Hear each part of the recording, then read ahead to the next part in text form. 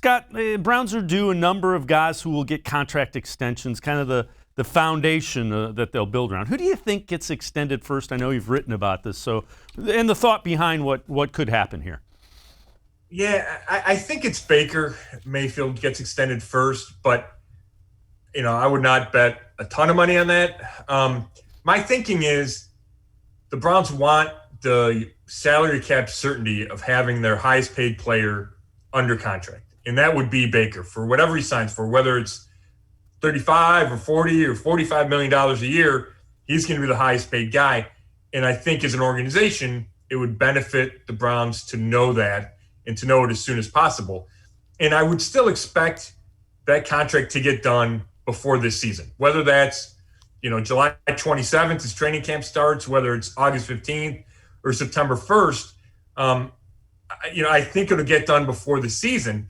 Now, I don't guarantee that because the Browns could want to wait until Lamar Jackson and Josh Allen sign so they know better what the market looks like. Baker could want to wait to see what those guys signed for so he knows what the market looks like.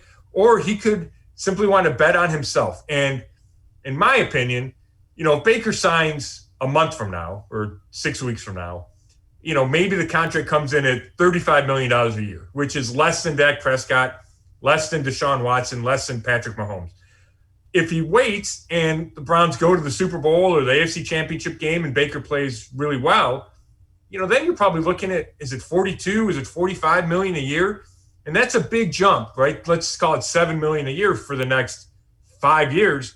That's $35 million. So, as part of you says, okay, we'll just lock it up for right now. You get $35 million, and I'm just using these numbers. You get $35 million a year right now, lock it in.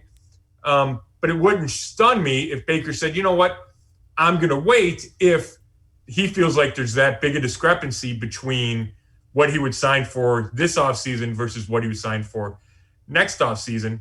And then if it's not Baker, to me, it's a no-brainer. It'd be Nick Chubb. He's entering the final year of his rookie contract where Baker and Denzel Ward have those fifth-year options that were picked up. I think you want to get Nick Chubb under contract. I understand running back. Some teams are leery to pay guys a second contract at that position. And I think analytically the Browns would be leery. But I just think Nick Chubb is such an exception and such a good player and a good worker and kind of the model Brown that I think the Browns need to sign him to an extension. The one thing is Andrew Berry has shown he's not afraid to necessarily go against analytics, which is why I think I think this might be an instance where he says there's analytics and then there's what I feel about football, and I feel about football we need Nick Chubb. And I think you're right, and I think Nick Chubb himself is such an exception because he's a top, 2 or 3 running back in league, whatever however you rank him.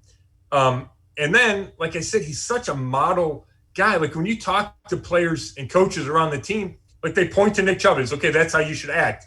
And I just think it sends a terrible message to a young team, a team that's building toward what they believe are championships, to say, yeah, this guy did all the right things, but we don't think he's worth paying. I just think that sends a bad message. And I think Andrew Berry fully appreciates that.